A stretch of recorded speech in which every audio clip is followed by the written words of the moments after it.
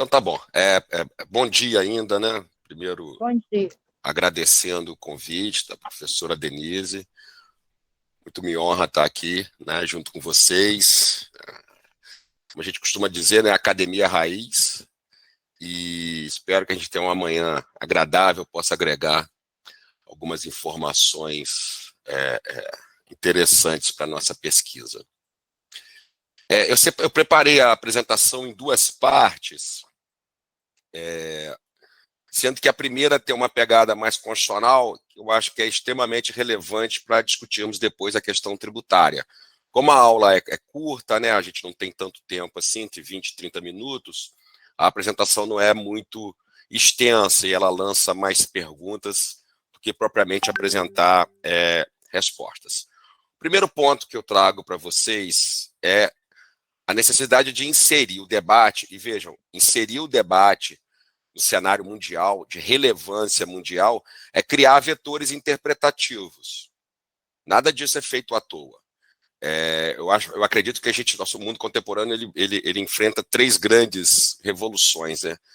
A anterior à globalização, a questão, né, da revolução tecnológica, que desafia, né, os campos de conhecimento, desafia a lógica da certeza, e a revolução ecológica, que está na ordem do dia, discussão em cenário mundial a respeito da possibilidade ou não de haver um desenvolvimento econômico sustentável. Portanto, é um debate mundial, é uma preocupação mundial, e a tributação se insere dentro desse debate, dentro dessa preocupação, como um dos elementos relevantes. E volto a dizer, isso tudo cria vetores interpretativos. Há uma diferença muito grande em termos de fundamentalidade material, resolver problemas que envolvem o meio ambiente, e isso, como eu disse, por estar na ordem do dia, cria um vetor interpretativo a favor de sempre se interpretar mais pela proteção do que, obviamente, pela desproteção. Acho que eu tenho que modificar aqui. Tá rodando junto aí o slide? Está sim, professor. Então tá ótimo. Bem, a nossa Constituição, como vocês sabem, reconhece a proteção ao meio ambiente sadio no artigo 225. Não vamos ficar aqui fazendo leitura de dispositivo constitucional, não é esse o objetivo, mas eu queria destacar algo fundamental, que é a ambivalência do reconhecimento constitucional ao meio ambiente sadio, digamos aí como direito fundamental de terceira geração, alguns deslocam para a quinta geração, não vamos entrar aqui nesses detalhes, né? Era um tema tão caro ao saudoso professor Paulo Bonavides, da faculdade, que eu tive a honra de participar de seminário em sua homenagem, já faz um bom tempo aí na UFC, acho que foi 2013, algo parecido. Ele ainda estava vivo, mas ele também sempre destacou essa ambivalência da questão do meio ambiente como sendo, ao mesmo tempo, um direito fundamental de todos, mas também um dever fundamental de todos. Isso faz uma tremenda diferença. Quando a gente fala de direito fundamental em oposição ao Estado, né, sem necessária reciprocidade, você tem um tipo de interpretação e de proteção. Mas quando você tem, ao mesmo tempo, um direito fundamental oposto ao Estado, o direito fundamental que exige que o Estado proteja e promova, mas também você deve proteger e promover e participar, você se insere num sistema de dever fundamental e, portanto, passa a ser copartícipe e corresponsável da realização do meio ambiente.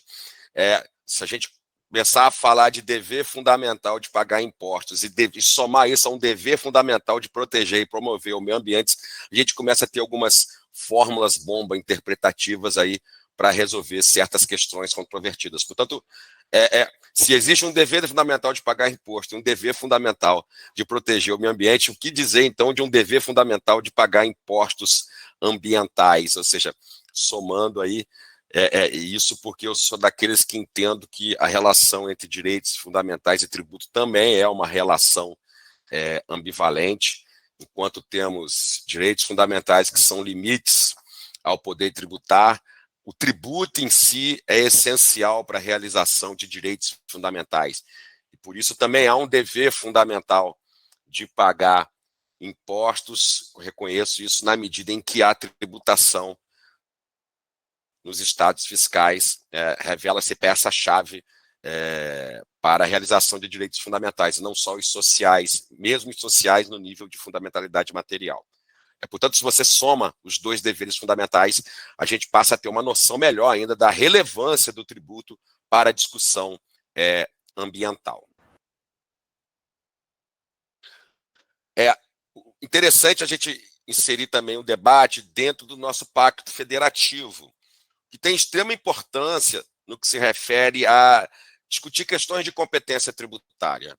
Nós temos um verdadeiro federalismo ambiental, não há um monopólio de União, de Estado ou de município, muito menos dos entes menores, para a proteção e promoção do meio ambiente. Mas houve uma distribuição entre os três entes federativos. Distribuição entre os três entes federativos de competência material e distribuição de competência legislativa. A distribuição de competência legislativa entre União e Estados é escancarada, né? É a competência legislativa concorrente.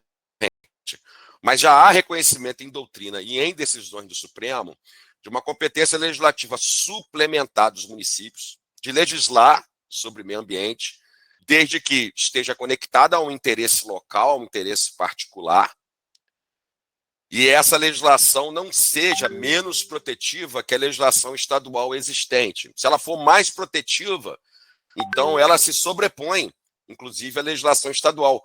Para vocês verem aquilo que eu falei no início, a maior proteção ao meio ambiente é sempre um vetor interpretativo de questões ambientais, ante a relevância do tema, a ponto de se admitir que a legislação municipal, se for mais protetiva, supere a legislação estadual menos protetiva, ainda na falta de uma competência legislativa explícita, ela ser implícita porque vinculada à questão de interesse local. Isso porque existe uma verdadeira fundamentalidade material, aí eu vou partindo para o fim da primeira apresentação e para a fixação das primeiras premissas para o restante da aula, porque existe o reconhecimento de uma fundamentalidade material prioritária, diferenciada em relação à proteção e proteção do meio ambiente. São várias as decisões do Supremo que eu trouxe para vocês aqui, que destacam como a proteção e a promoção do meio ambiente, quando esses valores entram em conflito com outros valores fundamentais, inclusive coletivos, como direitos culturais, né, ou direito a lazer e tantos outros, o Supremo tem dado prevalência à proteção ao meio ambiente. Vou trazer para aqui alguns clássicos, né, da jurisprudência sobre o tema. O RE 153531, a famosa festa Farra do Boi. A festa Farra do Boi era um evento hipertradicional da agenda cultural, mas que implicava maus tratos aos animais. O Supremo declarou a sua inconstitucionalidade, destacando que, não obstante a questão cultural, deveria prevalecer em nossos tempos contemporâneos a proteção ao meio ambiente. Briga de galo é uma cultura, um esporte totalmente violento, mas não há que se negar que em certas localidades fazia parte também de uma cultura da região, mas, obviamente, de extrema agressividade com os animais. O Supremo declarou em diferentes estados, e diferentes estados tinham leis autorizando a briga de galo, e o Supremo declarou a inconstitucionalidade desse evento, justamente pelos maus tratos aos animais. A DPF 101, famosa DPF 101 da relatoria da ministra Carmen Lúcia, foi proibida a importação de pneus usados por dano ao meio ambiente. Mais recentemente, a ADI 4983, cara para o Ceará, né? A questão da vaquejada, eu tive... É até engraçado falar nisso para estudantes do Ceará. A ADI vinha do Ceará, era uma lei cearense que pretendia regulamentar a vaquejada. Eu era o assessor do ministro Marco Aurélio responsável por controle concentrado à época, eu fiz a minuta de voto, e a ideia que eu tive, o que surgiu para mim, que foi admitido pelo ministro, é que a vaquejada era, sim, um evento cultural. A vaquejada tem uma pegada cultural extremamente relevante. Só que a cultura é tradição. Então, existe algo ontológico do que é cultural. A legislação que foi atacada promoveu diversas modificações na vaquejada original, com o intuito, de forma sutil, talvez, meio que mascarar as lesões aos animais, mas, ao mesmo tempo, desconfigurando o que era um evento cultural. Então, quando tirou aquele caráter ontológico da vaquejada, perde-se a fundamentalidade como direito cultural para virar só um esporte. E aí ficou claro que, ao tirar suas características essenciais, o que se queria privilegiar era a perspectiva econômica da vaquejada como esporte e não como evento cultural centenário. E o voto foi nesse sentido, deveria prevalecer o meio ambiente, ainda mais em se tratando de um evento desconfigurado como cultural para ser apenas um evento esportivo. Mas foi puxado, né, foi 6-5, teve uma oposição muito grande, inclusive com muitos argumentos econômicos, né, de desenvolvimento socioeconômico, e depois veio emenda constitucional, nós vamos ter uma nova rodada, mas de uma forma ou de outra o Supremo deu prevalência, por maioria apertada, à questão do meio ambiente. E, por fim, agora em 2022, a gente teve só o voto da ministra Carmen Lúcia, na DPF 760, na DO 54, em que ela caracterizou, e isso é muito importante para nós, tá? Essa premissa é de extrema importância. Ela caracterizou tanto a ausência de política pública como a deficiência das políticas públicas existentes durante o governo Bolsonaro para o meio ambiente como um estado de coisas inconstitucional. Tema caro para mim, que foi minha tese de doutorado. Eu tive a felicidade de trazer para o Brasil o debate sobre o estado de coisas inconstitucional, foi a obra pioneira, mas eu nunca pensei em meio ambiente, porque o cenário na época não era um cenário que me parecia ser preenchedor dos pressupostos do estado de coisa inconstitucional, e a partir do governo Bolsonaro me pareceu que sim. Mas vejam, nós estamos falando de uma DO 54. E aí, professor Denise, eu levanto a primeira questão importante, né? Se, de um modo geral, a falta de política pública ambiental ou a deficiência de a política pública ambiental pode ser caracterizada como uma omissão legislativa inconstitucional, e se o tributo pode vir a ser uma parte essencial dessas políticas públicas, a falta de previsão de tributos ambientais no Brasil pode, então, ser encarada como uma política pública deficiente, omissa e, portanto, uma omissão legislativa inconstitucional. É claro que não cabe à Suprema, Judiciário nenhum, criar tributo ambiental. É óbvio que não. Não estou falando do Judiciário para criar o tributo. Mas como decisão aditiva de princípio, como declaração de princípio violado, a gente pode chegar a falar, né, de omissão legislativa inconstitucional como uma falta de uso adequado do tributo como meio de promover e proteger o meio ambiente. O mundo todo hoje discute as políticas tributárias para uso de energias renováveis, né, para uso de energias menos poluentes. O Brasil não tem nenhum tipo de política tributária favorecendo essas energias. E se, de um modo geral, a falta de política pública ambiental pode caracterizar omissão legislativa inconstitucional, por que então a falta de política pública tributária ambiental também não pode vir a ser caracterizada como omissão legislativa inconstitucional, aí levando em conta aquela primeira premissa que eu tracei, que a fundamentalidade material do meio ambiente é, sim, um extremo vetor interpretativo utilizado recentemente. Bem, e aí foi aquilo que eu venho falando para vocês. Quais são as consequências de a gente, no plano da interpretação constitucional, ainda não entrei em matéria tributária, mas no plano da interpretação constitucional, a gente reconhecer essa fundamentalidade material diferenciada do direito ao meio ambiente sadio, como vem fazendo o Supremo em diversos precedentes. Para vocês terem uma noção, o único precedente que eu me recordo do Supremo, e esse processo passou pela minha mão, mas eu não trabalhei essa minuta, eu não me recordo agora o número do RE, mas é fácil vocês pesquisarem. O único RE que eu vi o meio ambiente ser parcialmente derrotado foi um RE recentemente julgado sem repercussão geral, porque é um RE antigo, e realmente ali não estava tão claro se poderia ser reconhecida a repercussão geral, mas foi um caso, acho que do Paraná, de sacrifício de animal para exercício da liberdade religiosa de matriz africana. Então havia uma ação do Ministério Público para proibir o sacrifício de animal em rituais da religião de matriz africana por violação ao meio ambiente. E o Supremo, vejam, eu estou falando de liberdade religiosa. Liberdade religiosa é liberdade essencial, é liberdade fundamental de primeira geração, liberdade de crença. É difícil ela perder para algum outro tipo de direito. Mas o Supremo destacou que o sacrifício de animal poderia ocorrer, mas apenas na hipótese de não haver tortura do animal. O ministro Marco Aurélio chegou ainda a falar que também seria obrigatório o consumo do animal, consumo posterior do animal.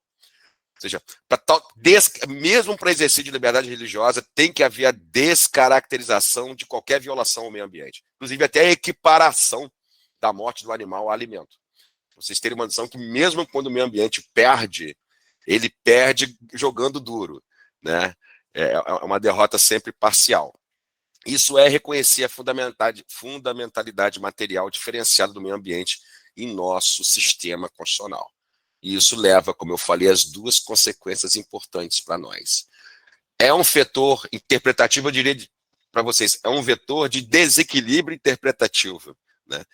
Ele desequilibra o jogo de ponderação a favor de si, do meio ambiente, e num cenário extremo de degradação ambiental, há a possibilidade, inclusive, de a falta de política pública, a falta de política legislativa ser encarada como uma inconstitucionalidade por omissão.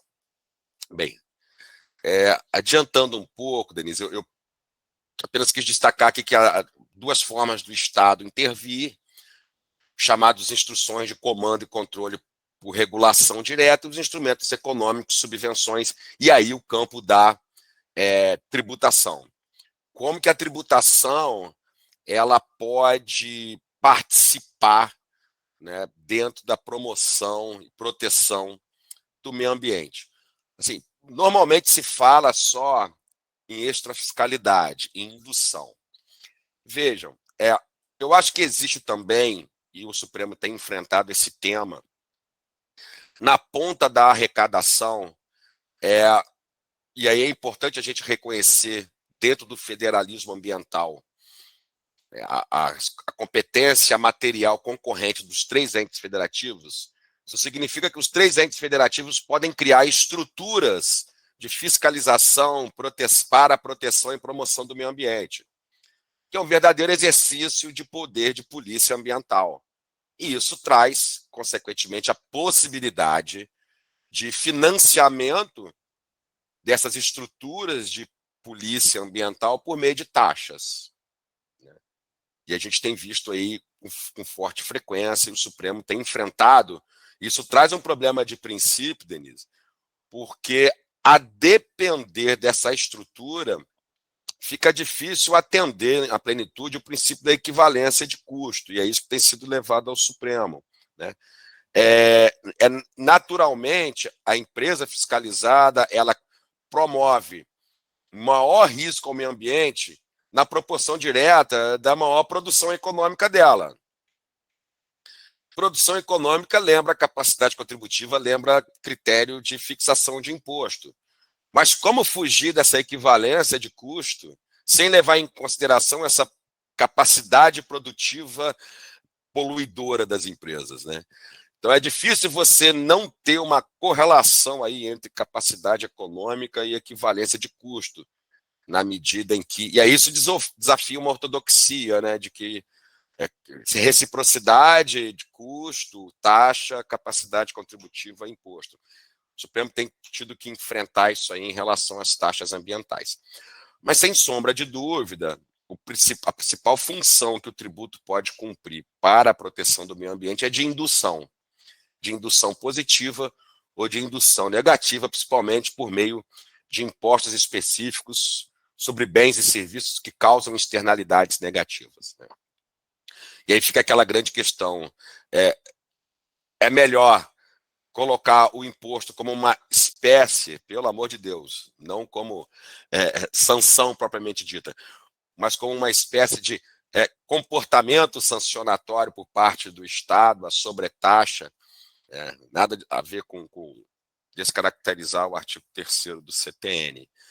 Mas, ou seria melhor, aí a economia comportamental explica bem isso, tentar melhorar a relação fisco-contribuinte por meio de uma tributação premial para quem promove, né? Em vez de um aspecto negativo para quem polui, um aspecto positivo para quem não polui, polui menos, progressivamente polui menos.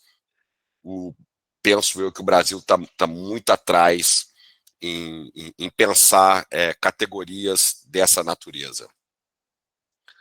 Aí eu trouxe aqui alguns possíveis conflitos, né? O primeiro eu já falei, taxas e o princípio da equivalência de custo.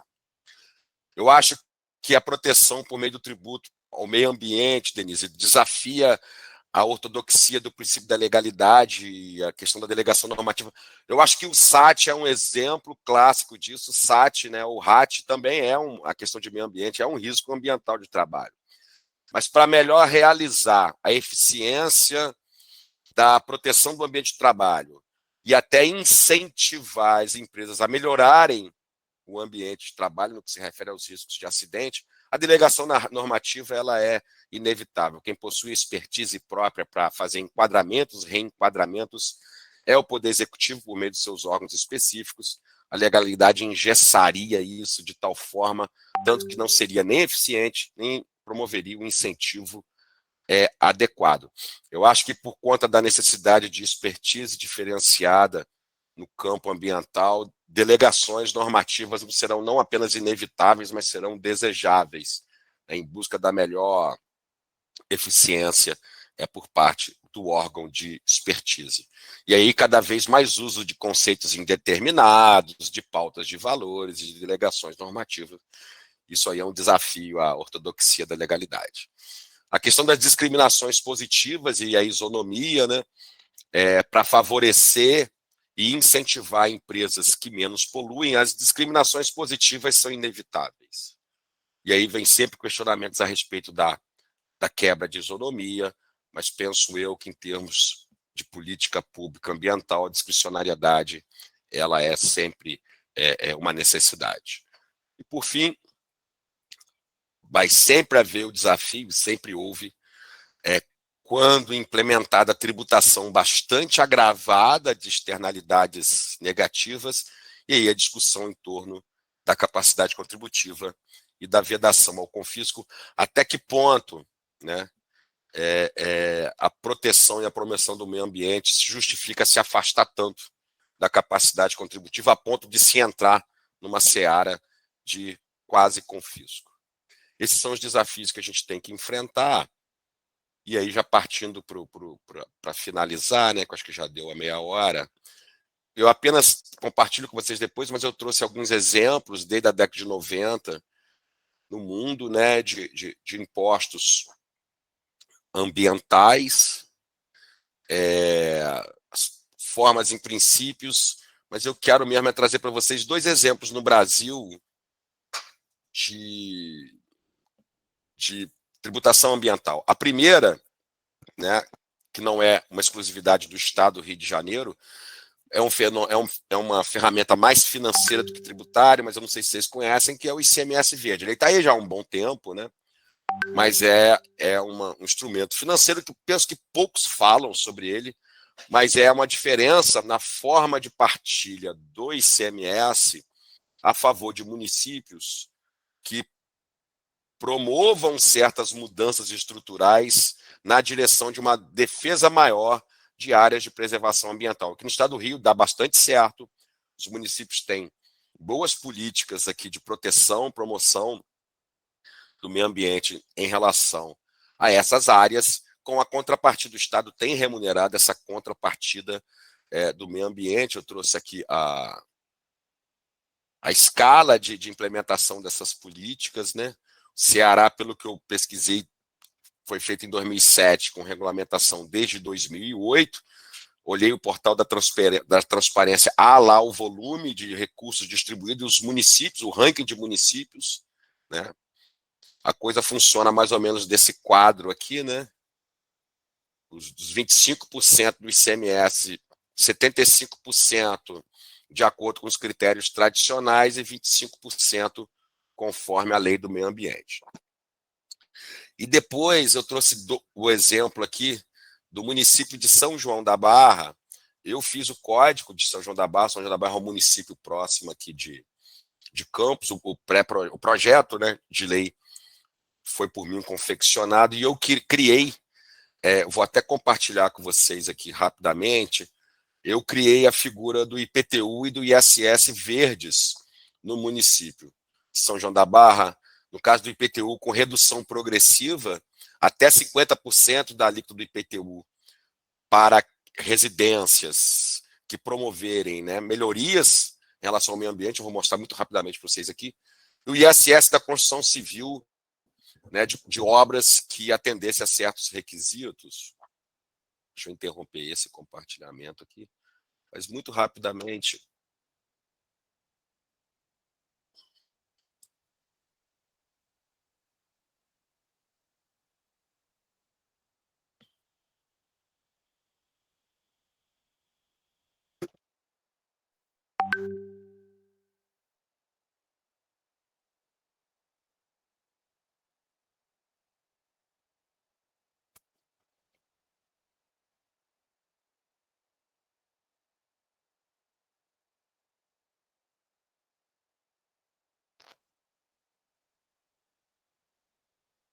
Então, está aqui, não sei se vocês conseguem ver, os artigos 19 e 20.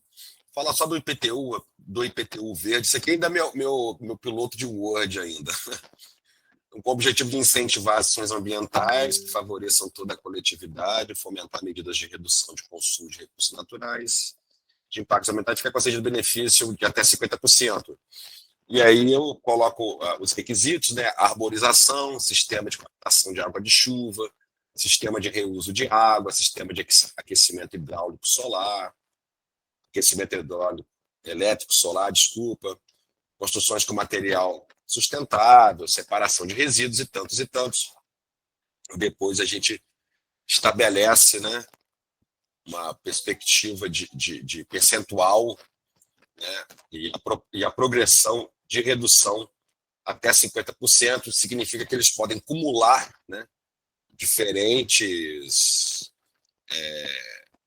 requisitos, diferentes medidas, mas nunca ultrapassar 50% do IPTU.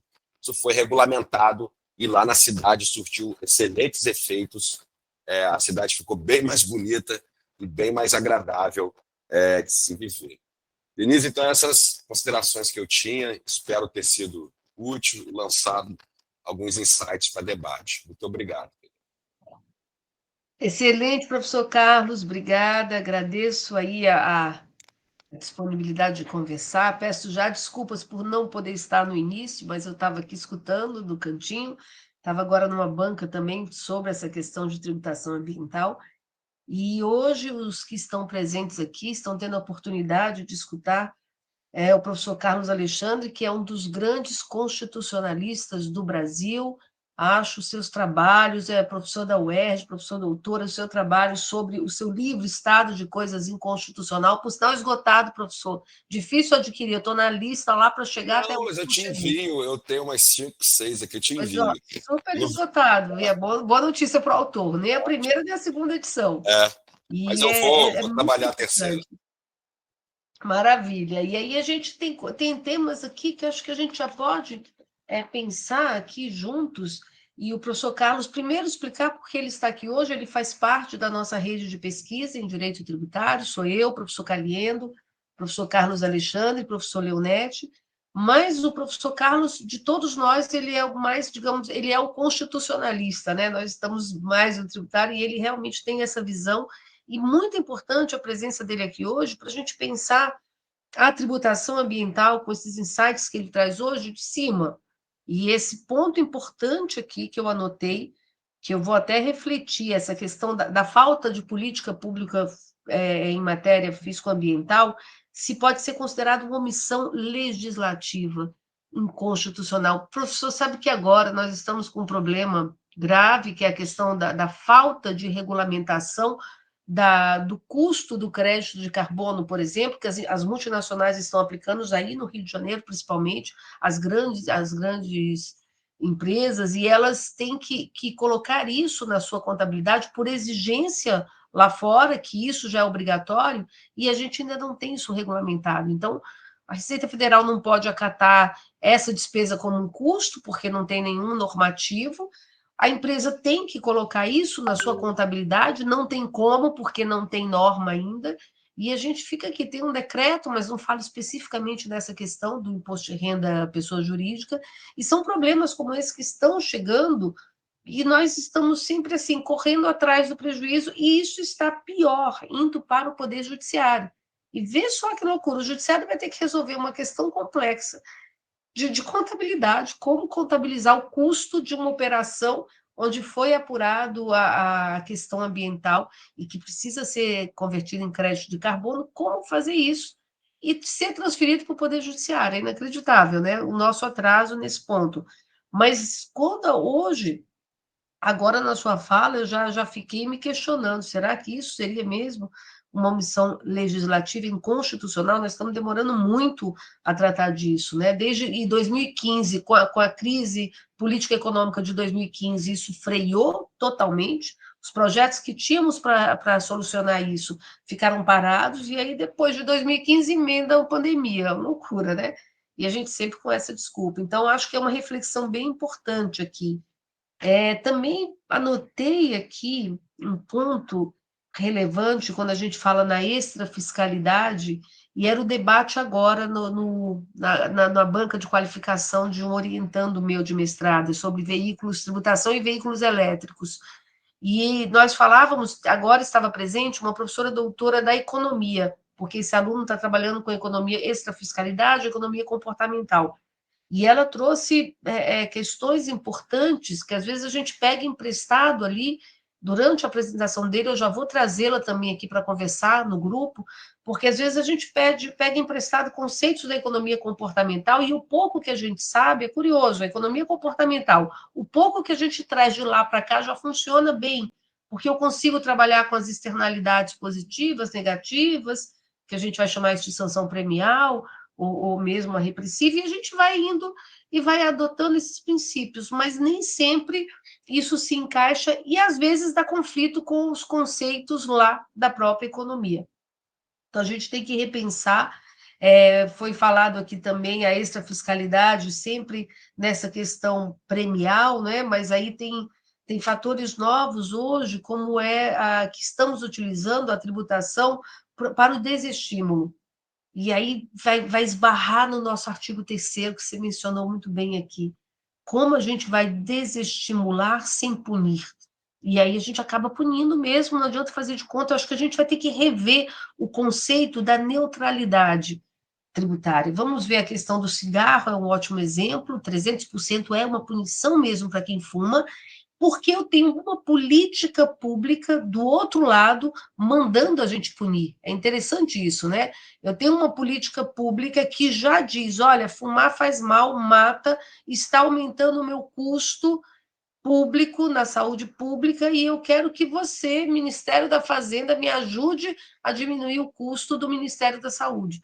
Então, a gente já começa a ter uma comunicação com essas políticas públicas que começam a interagir, e a gente entrar no campo do desestímulo, que eu começo a ver que é mesmo uma punição. E aí a gente talvez vai ter que rever lá o nosso artigo 3º. Em alguns casos, esse desestímulo vai mesmo entrar nisso.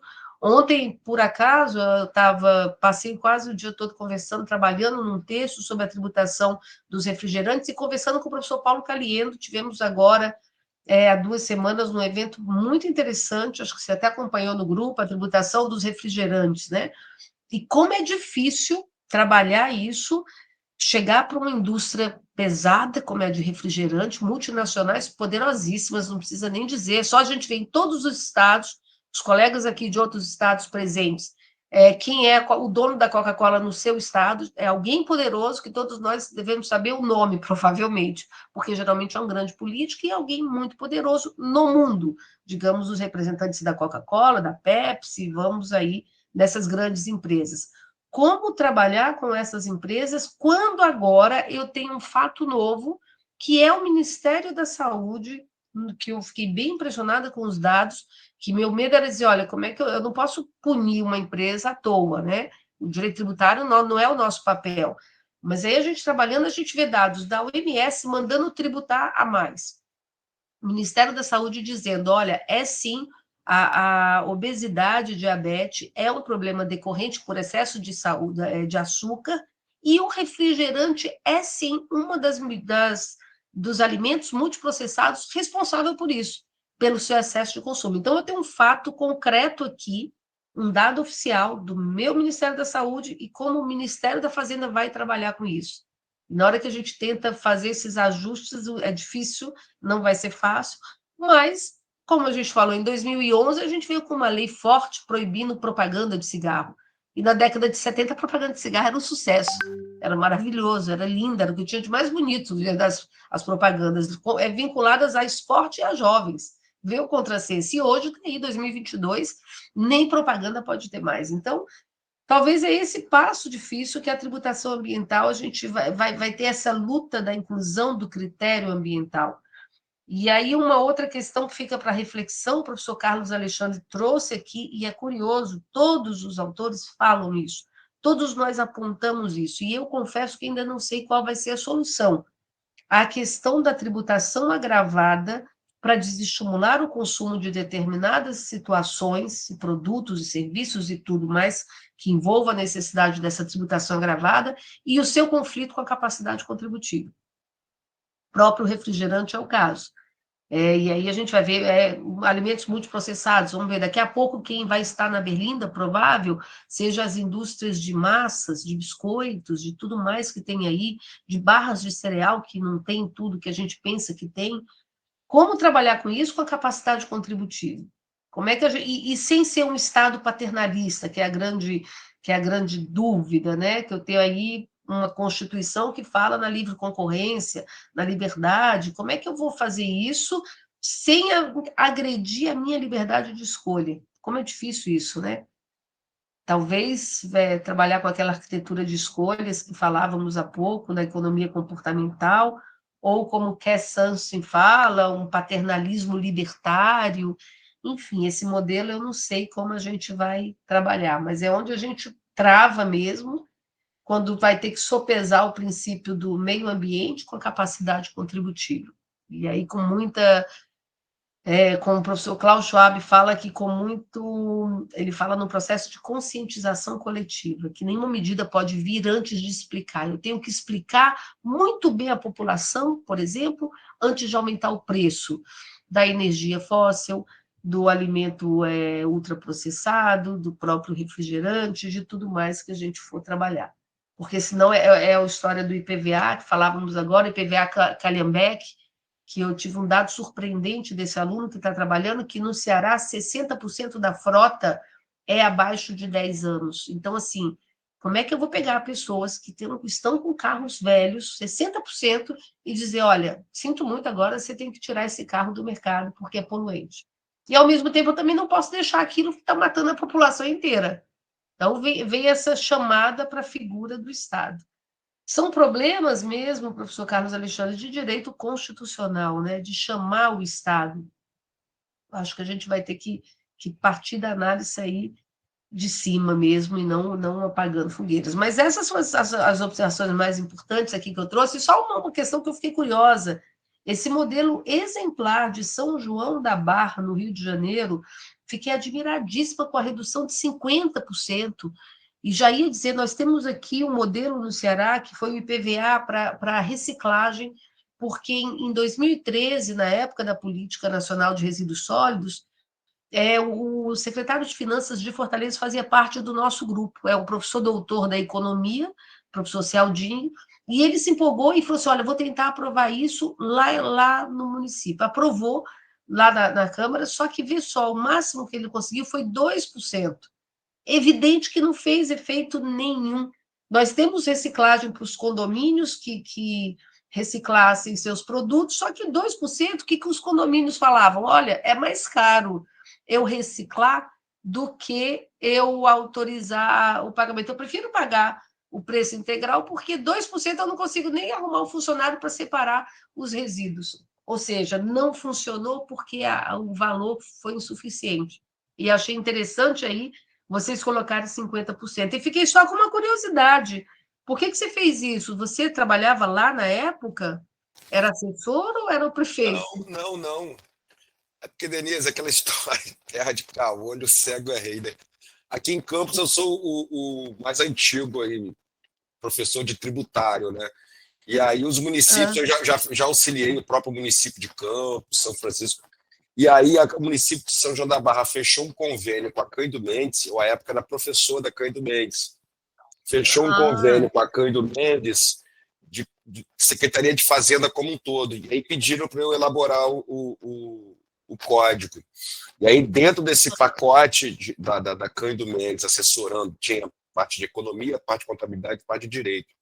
Eu acabei fazendo o código. Mas não ah, trabalhava, foi como professor. Aí fui lá, fantástico. debatei, expliquei. Fantástico. É exatamente aqui a conexão, como o peso da academia, né? Porque a gente consegue entrar, somos mais imparciais, né? Agora, qual ano foi isso aí que eu também fiquei curiosa? Deixa eu pegar aqui. Eu acho que ele entrou, acho que foi 2000 e... Eu já tinha voltado do Supremo, acho que foi 2016. Nossa, 16, deixa eu que só olhar. fantástico. Então, Eu, você já estava inclusive, na notificação ambiental forte, olha, e nem falava. não, inclusive eu fiz mais, sabe o quê? Só para te mostrar. Vou até buscar aqui. E esse é um exemplo muito relevante e de todos que eu pesquisei, poucos chegavam a esse teu percentual. É, Corajoso de 50%, formidável. olha o que eu fiz também nesse código. A primeira E parte foi fácil dele aprovar? foi Foi fácil, fácil? tranquilo, foi super Isso, é. aplaudido. Dá uma olhadinha só, o livro primeiro dele, a primeira parte dele é dos direitos e garantias fundamentais do contribuinte. Ele é introduzido por um Aham. código do contribuinte. Só depois que entra o código Maravilha. tributário, que foi também, na época, uma inovação de Uma evolução. 2016, com certeza, 2016 para Maravilha. 2017. É, fantástico. Você foi muito inovador aí e um valor muito corajoso. Depois seria até bem interessante uma coisa que eu tenho assim falado, eu tenho sido muito cobrado quando falo da tributação ambiental, principalmente pelos nossos colegas tributaristas, é que eles falam assim, tá, mas qual é o resultado? Vocês estão há 20 anos falando nisso, e qual é o resultado? E aí você já me antecipou que está tendo ótimos resultados, né? Ótimos resultados. Eu vou buscar algum tipo de subsídio, porque assim, a gente ouve falar, as pessoas falam, a cidade está mais bonita, as pessoas estão buscando, mas eu não sei se eles levantaram números, né? É. Mas eu vou Tipo, se a gente procurar faz um saber. levantamento da arrecadação do IPTU de 2014 para cá, pegar um ano antes, talvez, só para ver, porque esse é um dado interessante, até para a gente mostrar para os prefeitos, dizendo assim, olha aqui, ó, o que aconteceu nesse município. A arrecadação, se caiu ou não, às vezes nem cai, porque ganha em outros Uhum. movimentos, né? Se a cidade está mais bonita, arborizada, aumenta no turismo, de repente, diminui, só que são dados muito difíceis, mas assim, para a gente pensar, para falar e as outras áreas trabalharem nisso, por exemplo, às vezes diminuiu o número, se aumenta a arborização, diminui o número de doenças, diminui o consumo de energia, várias coisas que acontecem em paralelo, né? Que a gente já pode ir E aqui é tendo uma uma região percepção. portuária, né? O Porto do Açu funciona em São João da Barra, é uma região portuária. E já tem toda essa preocupação, há um diálogo, né, de empresa grande, questão de compliance, hoje existe um compliance ambiental, né? E aí Ah, tá, é eles pecuário, tem que apoiaram tocar. bastante. Os Uhum. funcionários, os grandes diretores que tinham casa alugada buscaram cumprir as regras do código.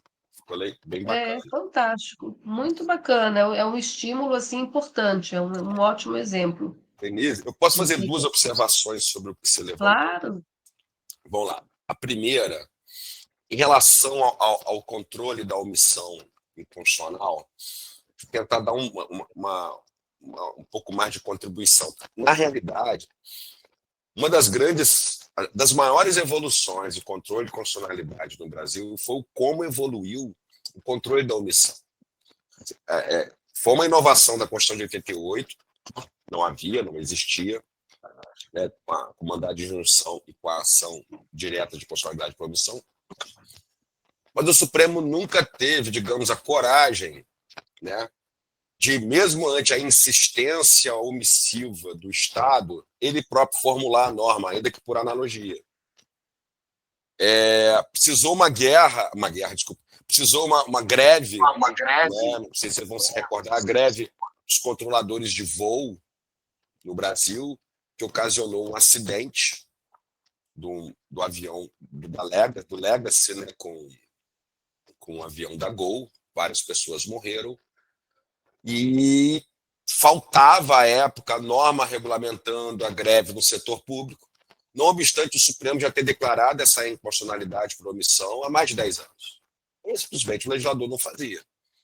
Então, depois disso, o Supremo chegou e falou assim, olha, não tem mais jeito, ou a gente faz, ou você tem um direito fundamental que não vai ser observado aqui, e chegamos a ponto de causar a morte das pessoas. E o Supremo aplicou, por analogia, a lei do setor privado com alguns ajustes. Alguns meses depois, foi interessante, chegou um novo mandado de injunção, dessa feita sobre o aviso prévio indenizado, final de 2012. Aviso prévio indenizado, em que o Supremo já havia declarado reiteradas vezes a inconstitucionalidade pela falta de norma regulamentadora do aviso prévio indenizado. E eles chegaram e falaram, nós estamos na mesma situação da greve de servidor público. Se nós não fizermos, ninguém vai fazer. E aí os ministros, Denise, começaram a debater modelos de direito comparado de regulamentação de aviso prévio indenizado. Começaram a falar do modelo argentino, do modelo chileno, do modelo colombiano, aí trouxeram experiência, aí o Gilmar veio com experiência da Alemanha. Isso é humilhante para o Congresso, O que aconteceu 2 semanas depois? Um projeto de lei que estava parado desde 1989, eles desarquivaram e regulamentaram o aviso prévio indenizado. O que eu estou querendo dizer é que, assim, existe uma espécie de necessidade de impor um diálogo, e esse diálogo impor constrangimento ao Congresso ou a qualquer outro órgão regulamentador para dizer o seguinte, olha, se você continuar omisso, eu vou fazer. Então, a gente está hoje numa época, aí teve recentemente, né, a decisão sobre a criminalização da homofobia. Então, o Supremo hoje, ele, por mais que ele saiba que certas matérias demandam uma certa expertise, tá? Ele hoje é muito mais ativista nesse campo, obviamente, em todos os campos, né, mas nesse particularmente, do que já foi no passado. Eu acho que sempre que nós enxergarmos algum tipo de omissão, vale a pena ou um mandado de injunção, ou uma ADO, para pelo menos forçar a perspectiva declaratória da decisão do Supremo, declarar a mora, ainda que dê prazo ao governo para regulamentar, e declare como uma sentença de princípio que um determinado princípio que está sendo violado, no caso aí a proteção do meio ambiente. Então, eu acho que vale a pena insistir nessa premissa de que a falta de norma regulamentadora pode sim caracterizar uma omissão normativa inconstitucional, se for falta de regulamento, omissão administrativa, se for falta de lei, de política pública, ou omissão legislativa, ou se for a falta dos dois, uma omissão estrutural, como é o caso do estado de coisa inconstitucional, né? É omissão está dentro da própria estrutura, da combinação de lei e regulamento e também previsões orçamentárias e tanto mais. Por fim, em relação à economia comportamental, importante demais, a gente está afinado num discurso, eu sempre falo em sala de aula, que eu tenho muitas dúvidas para quem viveu nos anos 70, 80, né? Aquelas propagandas da Hollywood, né? Os carros de Fórmula 1, Don't Play Special, né? Marlboro. Para quem viveu essa época, para quem assistiu novela, que as pessoas fumavam o tempo inteiro, toda hora, toda cena tinha alguém fumando nas novelas. Eu não acredito que são os 300% do IPI que inibiram o consumo, diminuíram drasticamente o consumo do cigarro. Acho que foi questão de regulação mesmo, a falta de propaganda, a proibição de propaganda, a proibição de fumar. Ou seja, aos poucos há hoje o constrangimento de que fumar é errado. Mas eu tenho trabalhado duas perspectivas no mestrado, doutorado. Nós estamos agora com um grupo de pesquisa de economia comportamental. Aí vai ter até o seminário daqui a 2 dias sobre isso.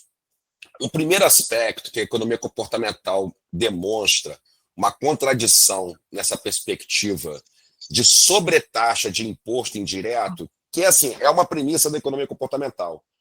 Os tributos indiretos são menos salientes, eles são menos perceptíveis, são bem menos transparentes e, portanto, o impacto comportamental regulatório dele é mínimo.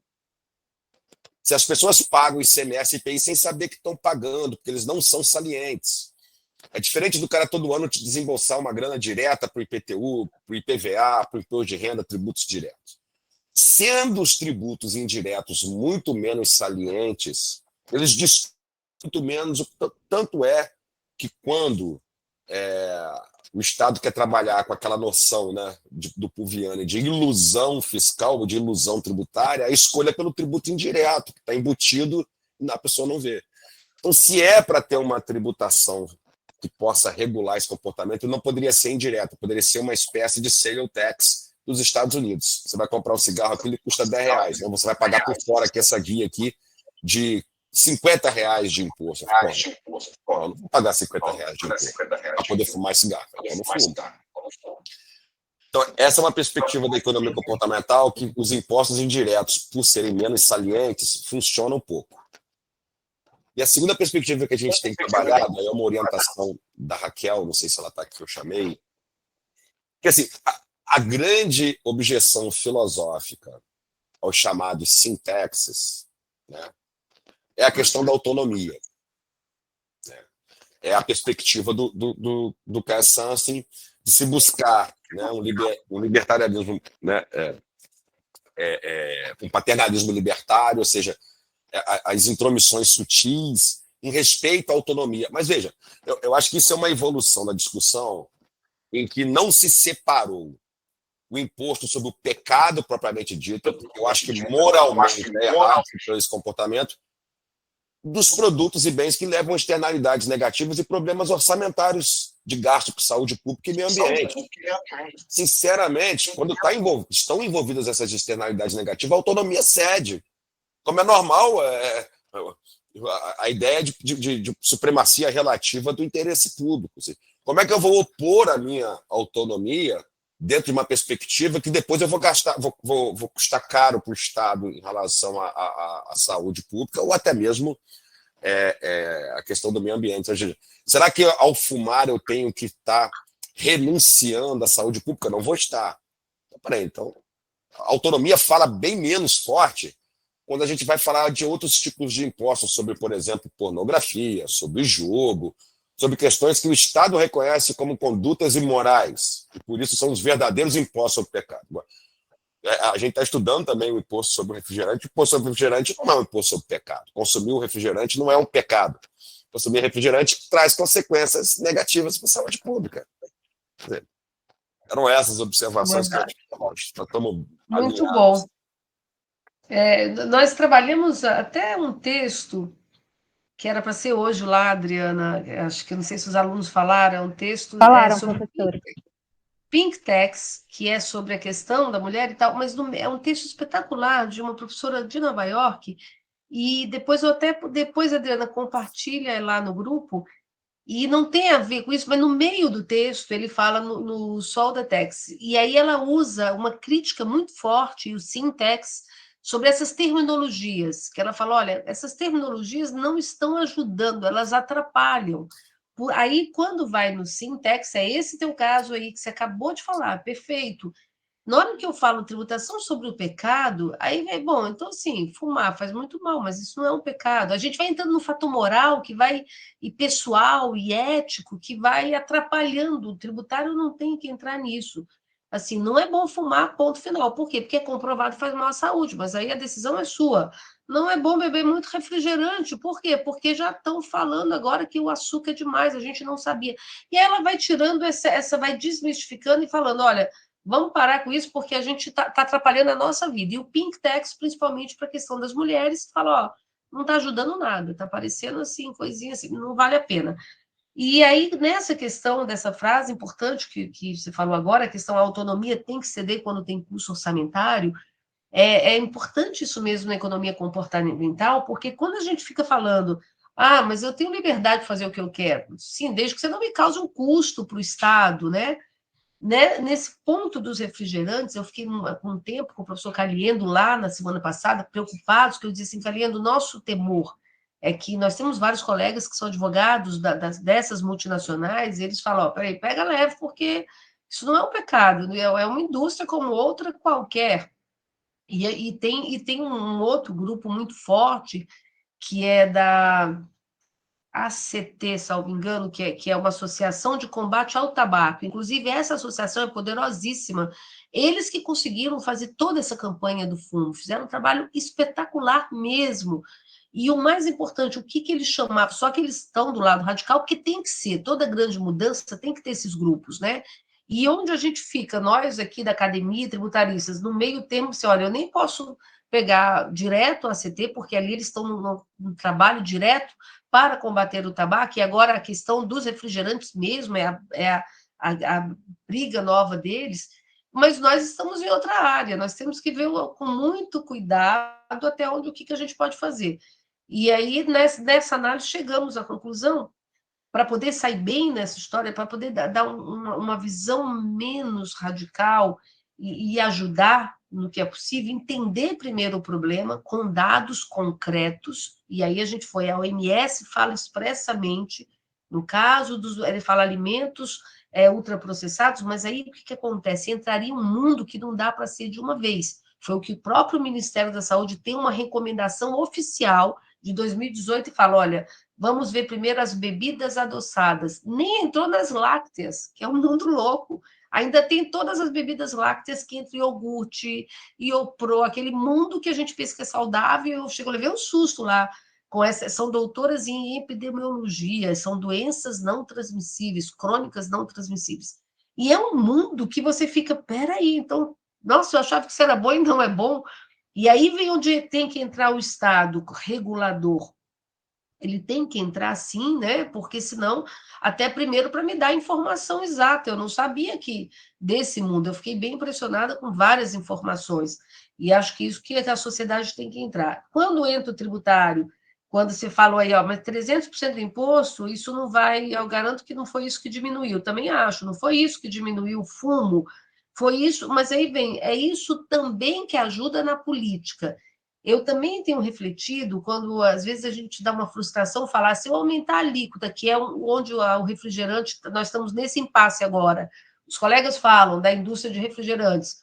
Espera aí, se aumentar a alíquota, vai aumentar o preço. Quem garante que isso vai diminuir o excesso do consumo e, consequentemente, diminuir o gasto em saúde pública, já que o fundamento é reduzir o custo da saúde pública. E onde que nós estamos chegando na conclusão é que ajustar a nossa conversa, a tributação ambiental é um dos fatores, dos instrumentos que auxiliam nessa transição. Não é o instrumento e nem o principal. Talvez seja até o menor, de menor influência. Os 300% do cigarro provavelmente foi o de menor influência, porque como é um produto muito barato, a economia consegue absorver e tem uma demanda aí que os economistas chamam de inelástica, né? Que não, vai consumir, o viciado vai consumir do mesmo jeito, se for um ou cinco, ele vai consumir.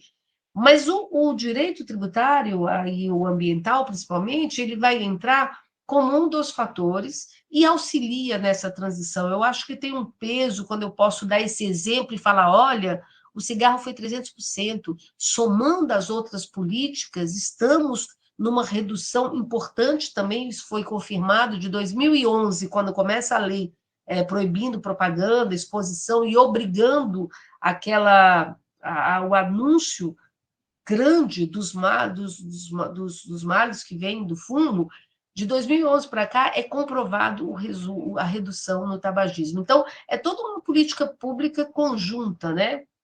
E o tributário fazendo parte dela. No refrigerante, o que era difícil é quando, por isso que eles nos cobram, vamos supor que a gente entre, consiga agora, ainda não conseguimos. O refrigerante está entrando na berlinda agora, bebidas adoçadas. Talvez nós estejamos na década de 90 do cigarro, que só em 2011 a coisa virou. Mas, assim, talvez daqui a 10 anos isso seja bem razoável, e refrigerante, a pessoa já bebe, a gente vai olhar de cara feia, né? Aí no Rio de Janeiro já acontece isso, né? No Rio, a geração saúde, você senta e pede uma Coca-Cola e fica constrangido. Hoje eu bebo água. Mas é outra cultura. E aí o que acontece? Quando isso acontecer, começa esse processo, o que não pode, é o que a gente descobre de repente, é que essas empresas tenham incentivos fiscais, subsídios. A questão do crédito lá da Zona Franca é pura. Eles tinham uma redução de 20%, uma indústria milionária com redução de 20% do crédito. Que eles teriam direito na Zona Franca. E não de 2018 para cá isso começa a mudar, eles estão com muita força contra isso, mas pelo menos que eu digo, a gente pode até não ajudar muito, mas ainda ajudar no combate, mas ainda favorecer fica difícil, né? Então a gente começa a ter que ir atrás desses incentivos. Acho que você pode bateu falar. um ponto fundamental. Existe uma história interessante demais que dá para fazer a analogia. Quando a Suprema Corte norte-americana, lá em 2012, julgou o Obamacare, no primeiro semestre de 2012, julgou o Obamacare. O Obamacare, né, uma lei que obrigava as pessoas a comprarem o plano de saúde. Certo? Tem que comprar o plano de saúde. Aí, se eu não comprar, para você ser atendido pela rede pública, você vai pagar uma multa. E estava escrito na lei penalty, multa. Você não comprou, é um ato ilícito você não comprar, você vai até ser atendido, mas você pagou uma multa. E aí a Suprema Corte, para declarar a constitucionalidade dessa lei, o Chief Justice Roberts, ele fez um jiu-jitsu interpretativo, e onde estava escrito penalty, ele escreveu tax, é um tributo, né, para poder puxar a competência do Congresso para criar. Mas o mais interessante foi o que aconteceu na sustentação oral, né, com o falecido Anthony Scalia, né, que era muito debochado. E a grande discussão de quem era contra o plano de saúde, o Scalia era contra, diz o seguinte: como é que você quer me obrigar a comprar um plano de saúde? Você não pode me obrigar a um plano de saúde. E aí o advogado do Obama, né, querendo dizer, mas é uma questão de saúde pública. Então, se é uma questão de saúde pública, é lógico que a gente pode obrigar o Scalia, não. Então, vamos lá. Então, é uma questão de saúde pública, você pode obrigar sempre que houver essa situação pública. Então, beleza. Seria constitucional uma lei obrigando as pessoas a comerem brócolis? Aí ficou famoso o argumento do brócolis. O advogado não soube o que dizer, não é, realmente. Mas eu diria, tudo bem, você não tem que ter uma lei dizendo que você deva comer brócolis. Você pode até não comer brócolis. Mas se você consumir algo que comprovadamente é nocivo à saúde, vai ter um problema de saúde, você paga um penalty, você paga um tax a mais. E aí eu acho que é um rompimento, sei lá, conceitual, semântico. Em vez da gente ficar trabalhando aquela ortodoxia de que não existe imposto sinalagmático, que não existe imposto vinculado à despesa, e que isso é contribuição, isso é aquilo. Não, peraí. Tudo bem. Pode ser que não tenha um resultado de reduzir o consumo uma alíquota maior. Mas como eu sei que no futuro isso vai levar a um gasto estatal maior, então desde já paga mais imposto aqui. Pronto. Exato. Pronto. Já redistribui, exatamente. Já aumento a alíquota e consigo fazer alguma coisa. Ou seja, internalizar uma externalidade negativa que eu já tenho certeza que ocorre. É isso aí. Eu já tenho. Olha, eu não sei. A professora tinha uma doutora lá em epidemiologia, até da Universidade do Rio de Janeiro. Ela falou uma frase muito interessante. Eu falei assim, olha, e eu dizia assim, eu preciso ter uma certeza que o refrigerante faz mal, porque até hoje eu sei que não faz, porque eu tomo, e tem várias pessoas que tomam e não faz mal. Aí ela pegou e disse assim, olha, eu não tenho como te falar que o refrigerante faz mal hoje, mas eu tenho com segurança, como doutor em nutrição e epidemiologia, te falar, ele não faz bem, ele é zero nutrientes. Então, na hora que ela inverteu, facilita. Foi, peraí, não faz bem? Não, não faz bem. Ele tem zero nutrientes, ele atrapalha a sua digestão, ele te engana. Ela chamou uma expressão curiosa, são os alimentados famintos, uma coisa assim, essa geração que é biscoito, refrigerante, e é um problema da classe mais baixa, principalmente, aí vira um problema de política estatal mesmo. Então, a gente começa a ter que interferir nessas análises. E aí eu consigo trabalhar com toda uma tributação saudável, digamos assim, sustentável, quando a gente vai usando essa premissa dela lá, olha, eu não tenho certeza que faz mal, mas eu tenho certeza que não te faz bem.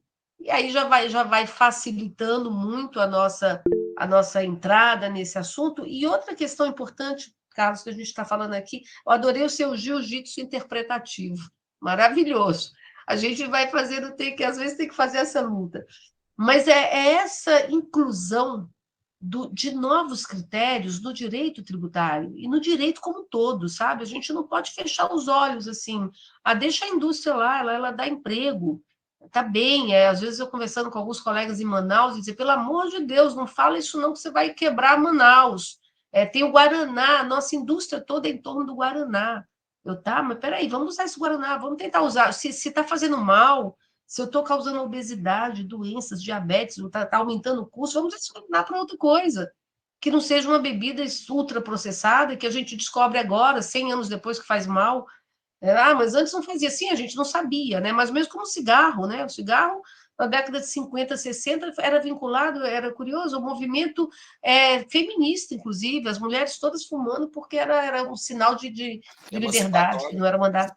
Mudança de cultura, né? Eu acho que a gente está eternamente nesse movimento. O direito, a gente tem uma cultura muito estagnada, né? E o século XXI está nos exigindo essa posição muito diferente do que era quando estudávamos, eu, você, os mais velhos aqui, que era aquela coisa estagnada. Não é mais assim, a norma está muito rápida, né? Da noite para o dia, tipo, a questão do refrigerante é um caso. Eu, estudando tributação ambiental nesse grupo há mais de 15 anos, a questão do alimento não entrou no meu debate nunca, porque eu achava que isso nem meio ambiente era. Quando o Caliendo veio com isso esse ano, aí eu falei, peraí, alimentação saudável, isso é meio ambiente. Aí quando eu vou estudar o conceito de meio ambiente, o mais moderno, que entra tudo, meio ambiente artificial, meio ambiente, tudo que for que trate de bem-estar.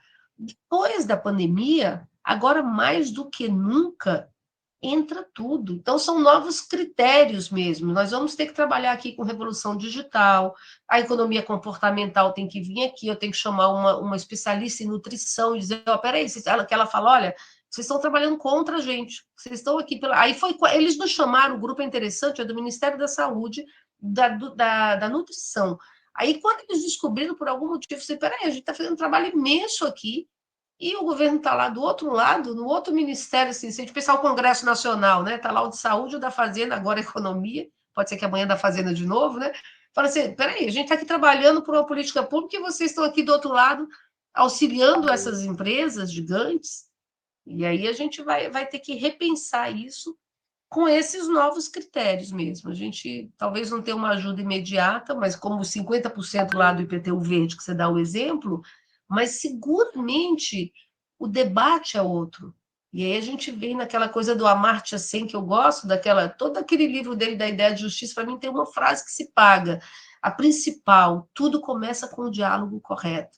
Então, assim, no município desse, você já entrar falando, opa, lá tem o IPTU verde, peraí, vocês pagam menos, vai vindo um movimento, e por isso que a economia comportamental, eu vejo assim, está aí ganhando os prêmios atuais, o Nobel de Economia, porque esses caras estão muito na frente. Olha, o comportamento é tudo, né?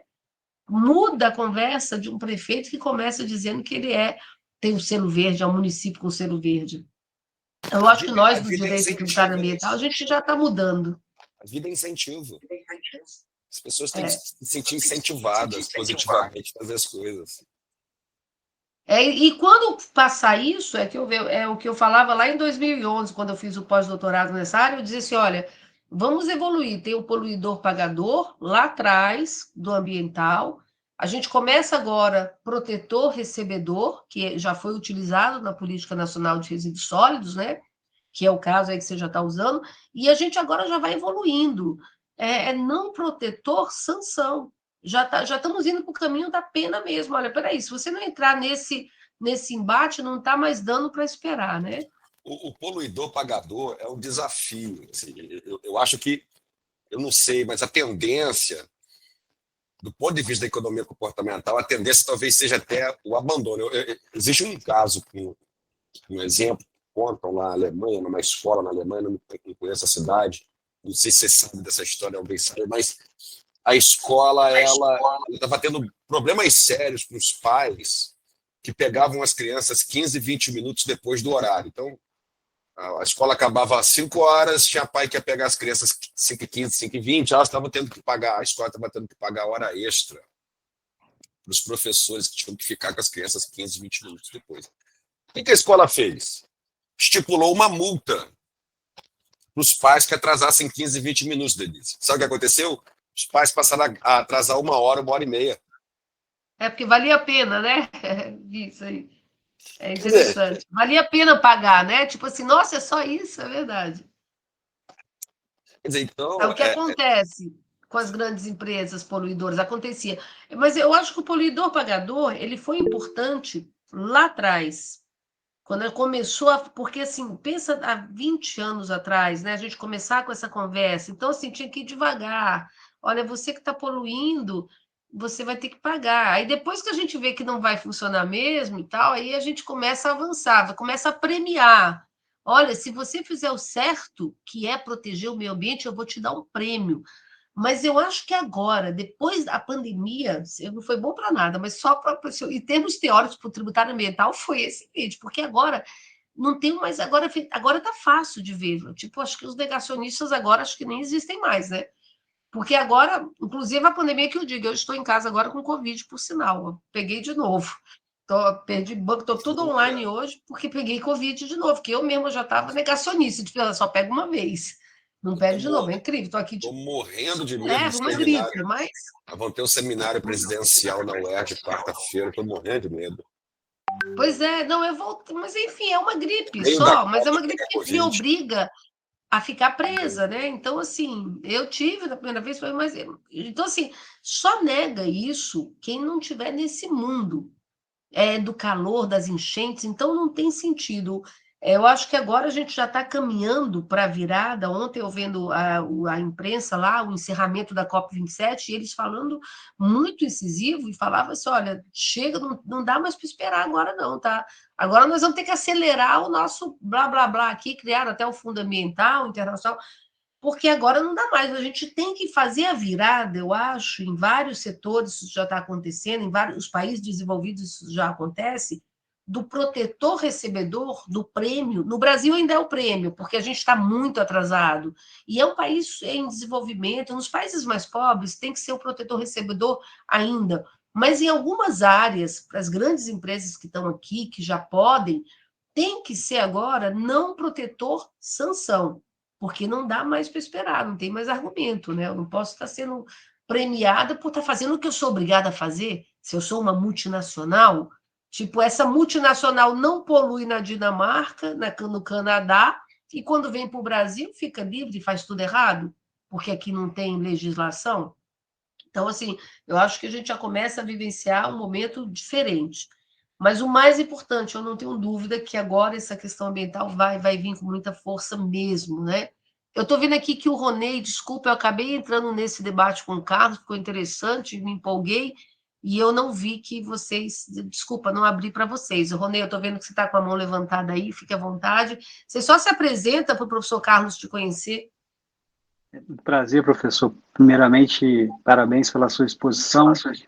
Sou do programa de pós-doutorado da UF, aí do Rio, e as observações, na verdade, que eu gostaria de fazer, professora e professor, é com relação ao artigo, inclusive, que eu estou desenvolvendo nessa área da extrafiscalidade ligada ao tabagismo, que são dois fatos interessantes. Primeiro, dentro do livro do professor Michael Sandel, ele cita um caso da Philip Morris em 2001, que a Philip Morris ela sofreu uma tributação na República Tcheca, aumentando substancialmente a alíquota do produto.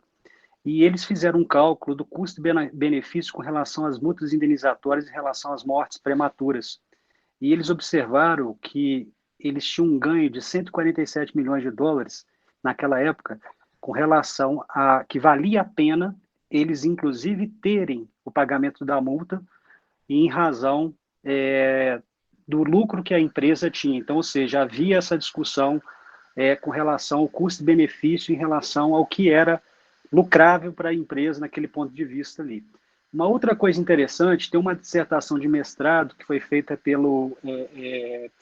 não foi pelo IBMEC, foi pela FIPECAF, ligada à USP, e eles identificaram o seguinte, que 90% dos incentivos fiscais para a indústria tabagista no Brasil é simplesmente direcionada a duas empresas. E essas duas empresas são empresas que não são empresas com capital nacional, são capital estrangeiro, ou seja, a gente gera, na verdade, incentivos fiscais para empresas estrangeiras, que isso, de certa forma, é uma aberração, né? E uma outra coisa, o Brasil ele é signatário da Convenção, eu anotei aqui, que eu fiz essa observação, ele é da Convenção Quadro para o Controle de Tabaco, e ele incorporou esse diploma no ordenamento jurídico. E esse diploma, na verdade, ele fala o seguinte, que a gente deve seguir políticas tributárias que estimulem o consumo desses produtos, né? Então, assim, me parece que o desenho da política tributária, principalmente em relação a questões de incentivos direcionados à indústria tabagista, ela é desenhada de forma autônoma. Teve um projeto em 2015 do então deputado Alessandro Molon do Rio, que ele estava propondo a instituição de uma CID, destinado às vítimas do tabagismo, né? Inclusive, é um projeto de lei complementar número 4. E é interessante pelo seguinte, ainda que a proposta seja bastante interessante, porque o fundo era destinado para custear pessoas que tinham problemas nessa área, é como se você tivesse furando e automaticamente passando o metiolate em cima da pessoa, porque a proposta era totalmente contraditória para aquela finalidade na qual a CID ela deveria ser concebida. Então, assim, existe, me parece, uma série de contradições nessa área, principalmente no nosso país, com relação à instituição de determinadas medidas que às vezes parece que não se comunicam com determinadas outras áreas, parece que é desenhado de forma autônoma, às vezes parece que é de forma bastante profilática para atuar simplesmente em determinados casos.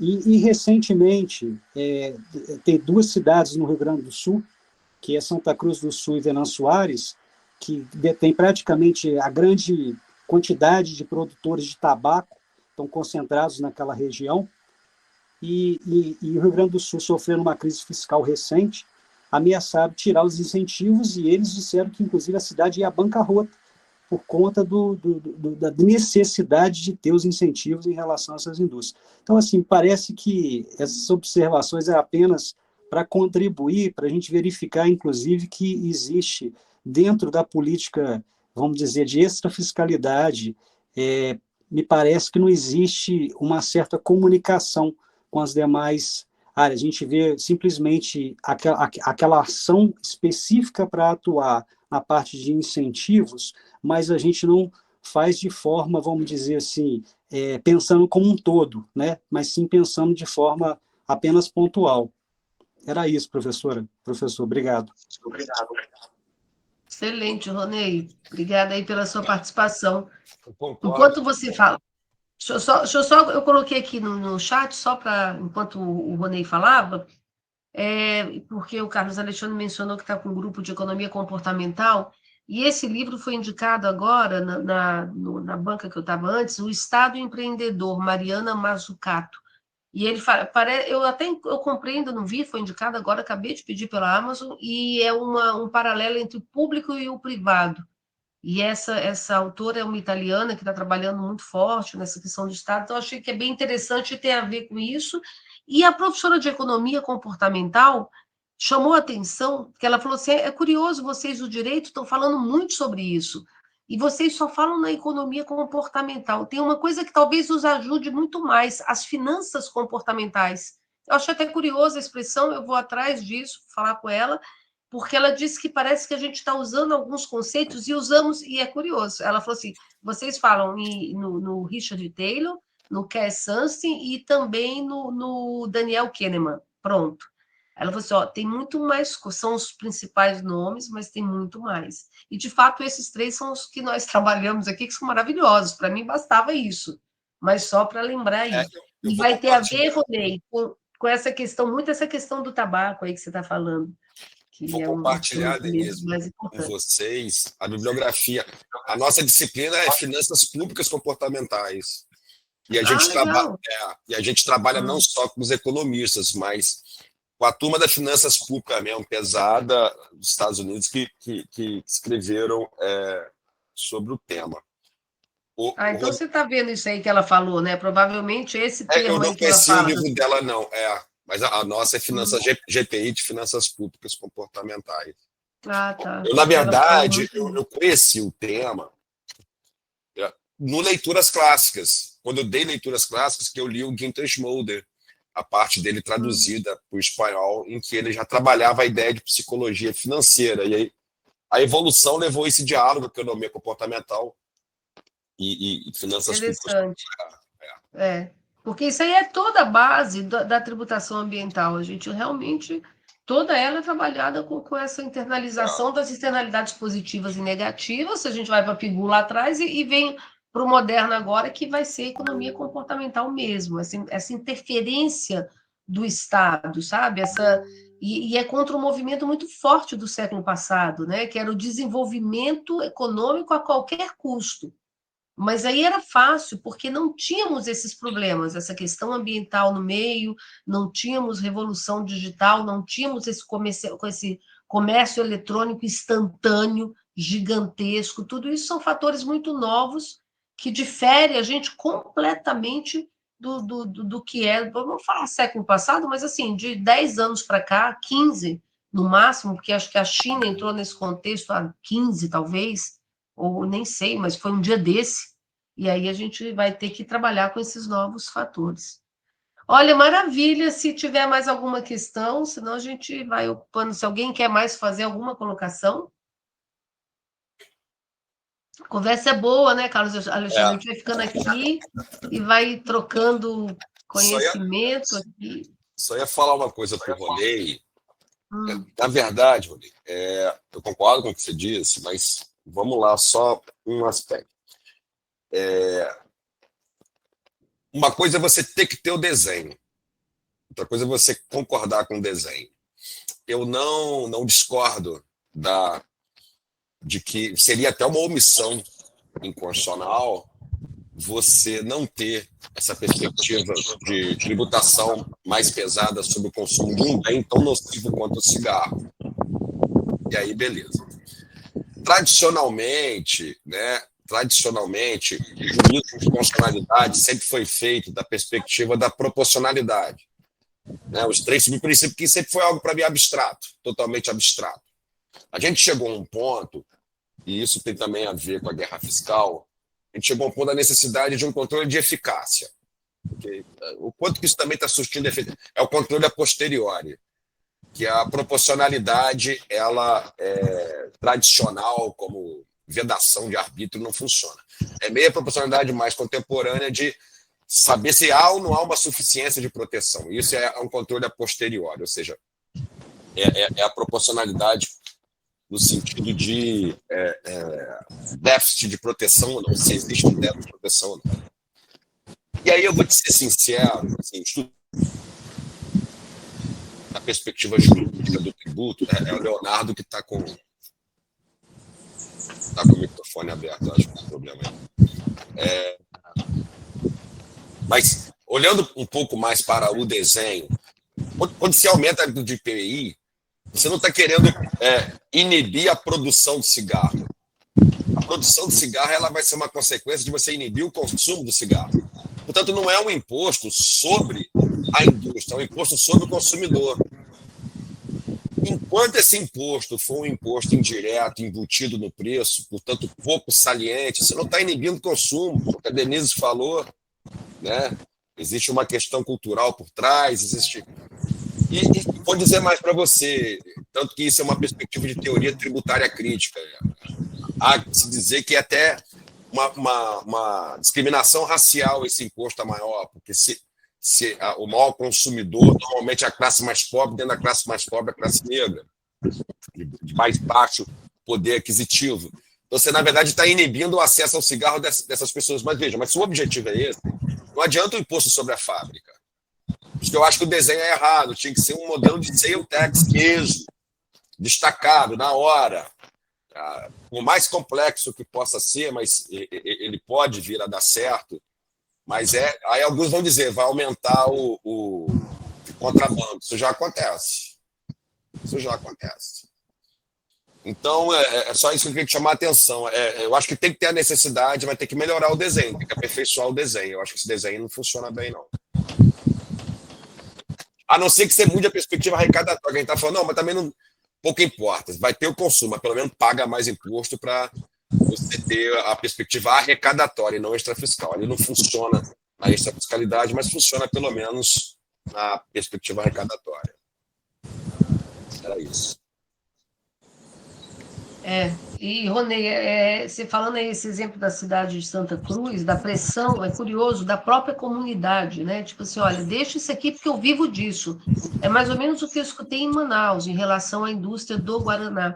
Eles falam, olha, pelo amor de Deus, não mexe com isso, a gente quer ter isso. Inclusive, quando teve o aumento, a redução do IPI, que aumentava o crédito das empresas, porque lá é o contrário, né? Quanto maior o IPI, melhor para as empresas, porque elas utilizavam crédito. Quando reduziu agora, o próprio Estado e a comunidade, o Estado entra com a ação alegando que isso não pode ser feito, que era inconstitucional, que tinha que proteger a Zona Franca.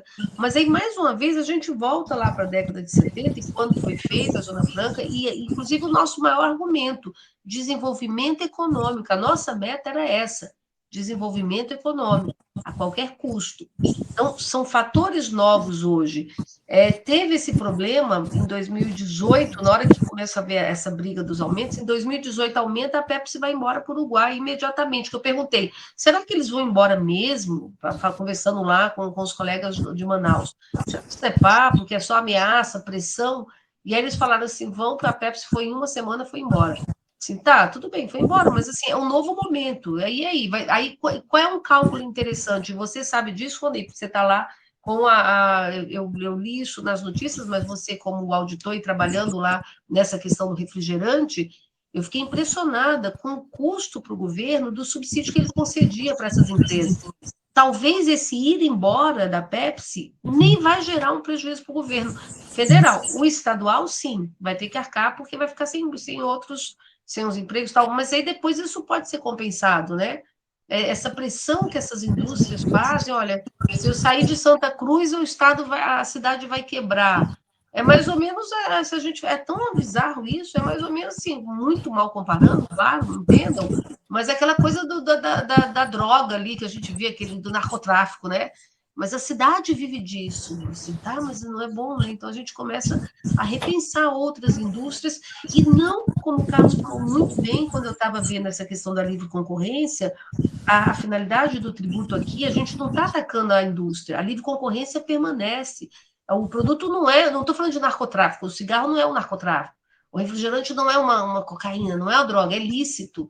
Então, tá, eu não vou atacar a indústria, mas eu vou desestimular o consumo e indústria, eu estou te avisando.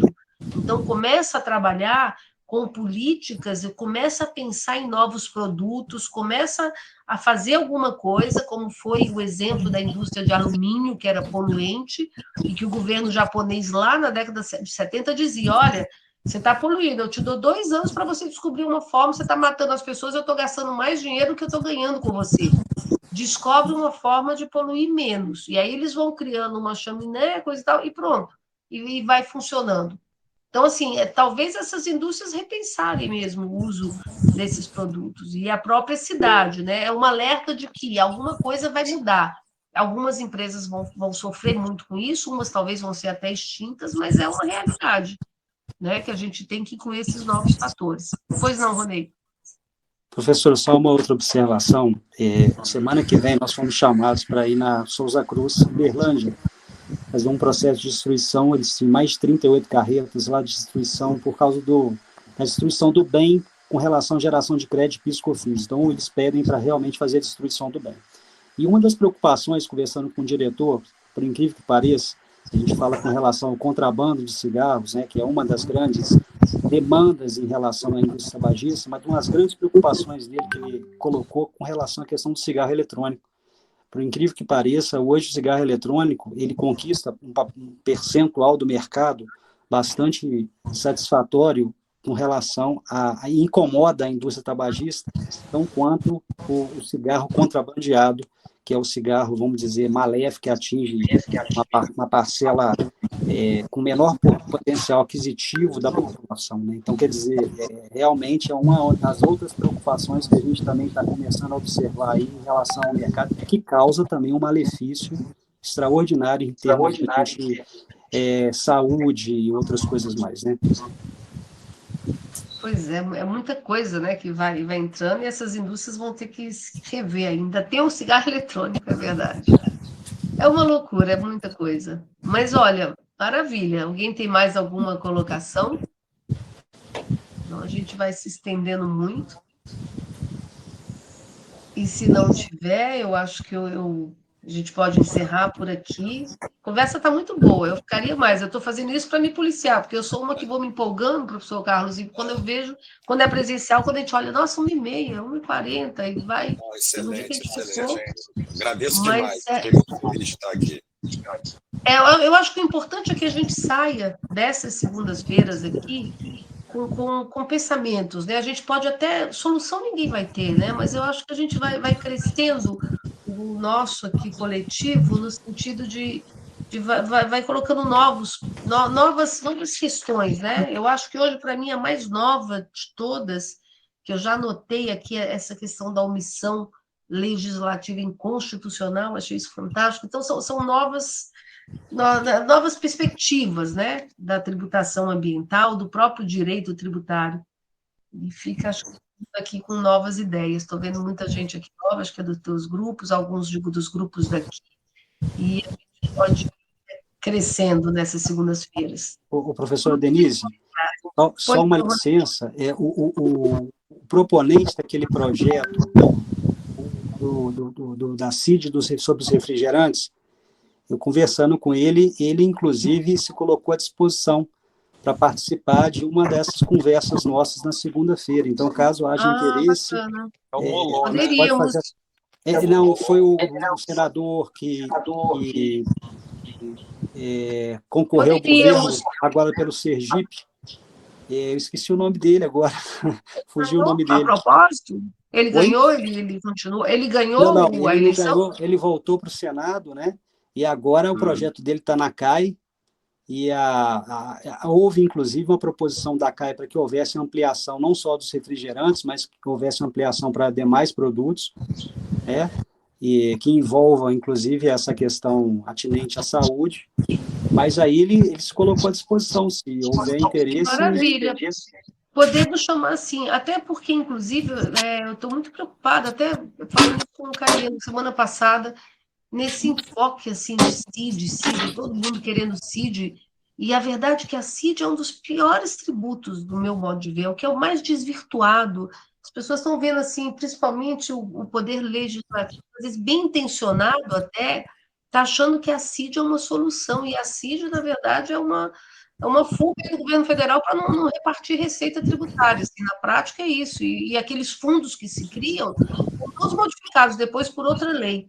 Então, acho que é bem interessante para a gente até conversar e fazer o papel aqui de academia mesmo, imparcial, e de repensar qual vai ser essa modalidade, né? Eu acho que essa CID é bem perigosa. Até quando você falou aí nessa CID para vítima do tabagismo, meu Deus, o que tem a ver uma coisa com a outra, né? Assim, começa às vezes empolgar. Eu acho que vamos marcar assim, Rony, isso.